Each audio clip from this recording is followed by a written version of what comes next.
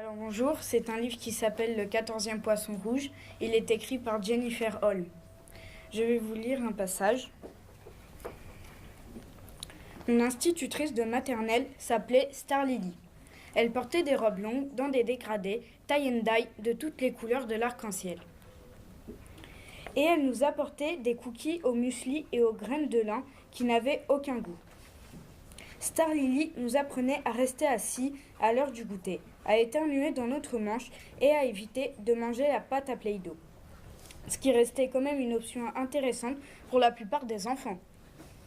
Et puis un jour, à l'heure de la sortie, elle nous a offert un poisson rouge à chacun.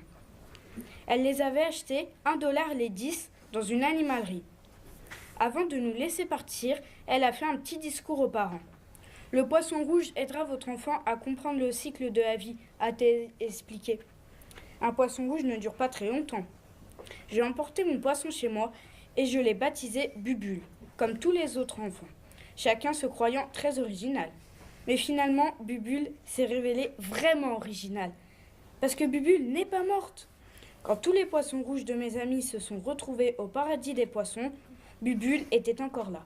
Elle était encore là quand j'ai commencé la dernière année de maternelle, et aussi quand je suis passée au CP, et aussi pendant mon année de CE1, de CE2 et de CM1.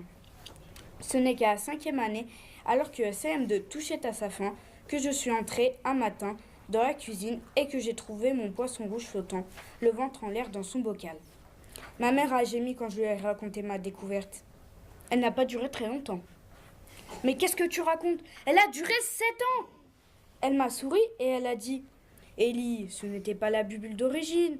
Mon premier poisson n'a duré que 2 semaines. » Quand elle est morte, j'ai acheté un poisson tout pareil et je l'ai mis dans le bocal.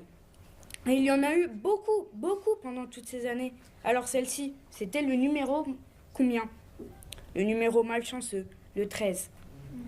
Tous les numéros ont été malchanceux, lui ai-je fait remarquer. Nous avons fait à Bubule 13 des funérailles dans les toilettes et j'ai demandé à ma mère si je pouvais avoir un chien.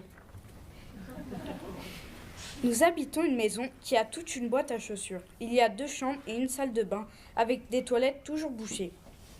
Je n'ai jamais dit à personne, mais je pense que les toilettes sont hantées par tous les poissons rouges qui ont fini leur jour emportés par la chasse d'eau. La cour, derrière la maison, est minuscule. Ce n'est qu'une dalle de béton juste assez grande pour qu'on puisse y installer une table et des chaises.